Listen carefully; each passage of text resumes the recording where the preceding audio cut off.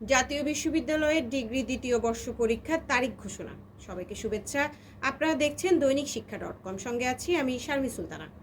জাতীয় বিশ্ববিদ্যালয়ের অধীনে 2024 খ্রিস্টাব্দের ডিগ্রি দ্বিতীয় বর্ষ পরীক্ষা শুরু আগামী 30 মার্চ। এই পরীক্ষা চলবে আগামী 30 এপ্রিল পর্যন্ত। নির্ধারিত দিনে দুপুর 1:30টায় পরীক্ষা আরম্ভ হবে। পরীক্ষার সময় প্রশ্নপত্রে দেয়া থাকবে। বুধবার জাতীয় বিশ্ববিদ্যালয় থেকে প্রকাশিত এক চিঠিতে এই তথ্য জানানো হয়েছে। চিঠিতে আরও জানানো হয়েছে, কলেজের অধ্যক্ষরা জাতীয় বিশ্ববিদ্যালয়ের ওয়েবসাইট ems.nu.ac.bd থেকে কলেজের পাসওয়ার্ড ব্যবহার করে পরীক্ষার্থীদের প্রবেশপত্র ডাউনলোড ও প্রিন্ট করে বিতরণ করবেন।